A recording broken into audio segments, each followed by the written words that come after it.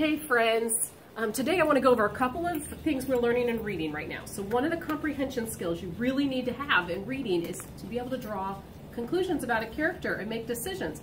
I think this character is this, and I have 3 reasons why I think that. I can always back it up with text-based evidence. If I'm looking at Little House on the Prairie and I say a main character in Little House on the Prairie is Pa, can I make any decisions about something I know about Pa Ingalls based off what I read on the text? I can. I would say Pa is tough. He is tough. As I've told my students many times, Pa is the man. There is nothing he can't handle in Little House on the Prairie. So if I were to ask myself, how did I decide Pa is tough? Laura Ingalls never says Pa is tough in the text, and yet somehow I know that. I know that because I drew a conclusion about who Pa is based on what Pa does. Everything you decide about who someone is based off of what they do. So you will always be able to find text-based evidence to back up where you got your character conclusion. I would say this, Pa is tough. I know this because, number 1, he built his own house. He cut the logs.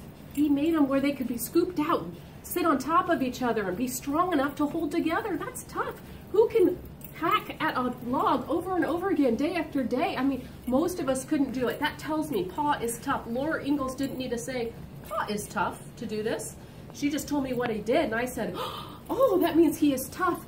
2 other things that Pa does, you can come up with them in the text, but I mean, I can give you several different ideas and things that he does that are tough, like he deals with wolves on their property. That is terrifying. And you got to be strong and tough to be willing to go against things like wolves, right? He provides food for them. He collects everything they need to live off of the land. You know, when that covered wagon is caught in the river and the river is raging, he gets out and swims and pulls it. He helps those horses along, right? So we know that Pa is tough, and that's how I decided that. This is the great thing you know about character conclusions. If the author had to tell you Pa is tough, then you did not draw a conclusion about that character. The author did.